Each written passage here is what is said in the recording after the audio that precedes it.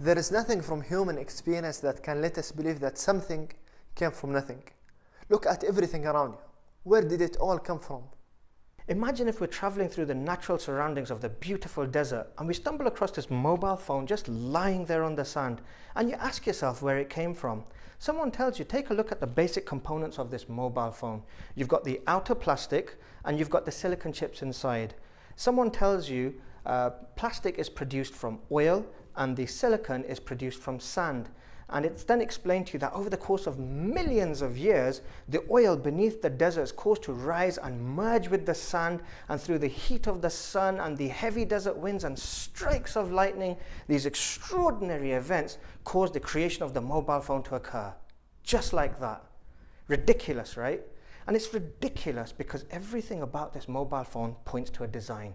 It's too perfectly shaped and formed, and its features are too sophisticated for it to have appeared so randomly. Only Earth sustains life as we know it today. Everything that we know about Earth suggests that it was created to support life. The size of the Earth is immense, yet there it is floating in the universe orbiting the Sun. At the same time, it's tilting and spinning on its own axis. Just think, if the Earth was to go around the Sun any faster, we could break out of orbit and all life would end as we spun off into the vast universe. Likewise, if we were to orbit slower, we would be drawn closer to the Sun and burn up. If the angle at which the Earth is tilted was a few degrees off, then we would not have our seasons and we would suffer all sorts of disasters affecting the weather, crops, animals, and the food we rely on for survival. And what about the Moon? Have you noticed how fully it hides the Sun during a solar eclipse, even though it's nowhere near the size of the Sun and it's millions of miles away? Everything is in its place, working in perfect precision. Can you imagine what levels of calculations are required to achieve this level of precision?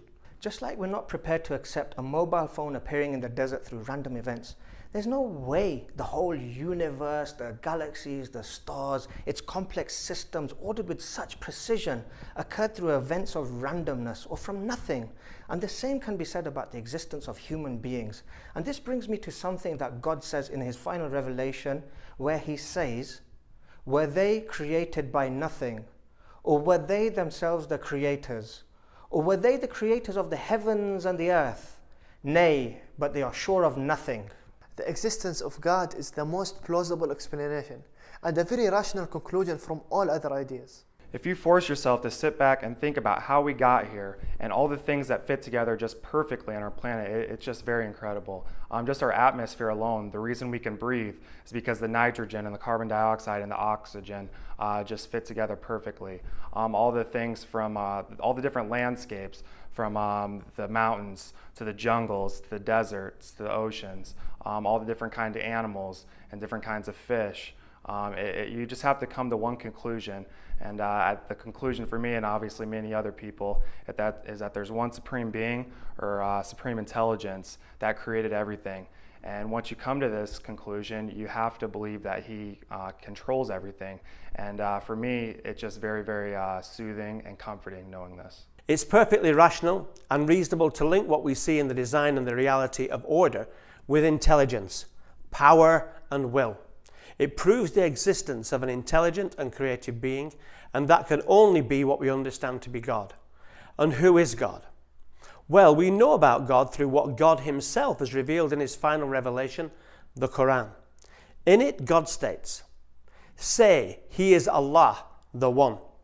Allah is the self-sufficient master upon whom all depend. He begets not, nor was he begotten, and there is none co-equal or comparable unto him."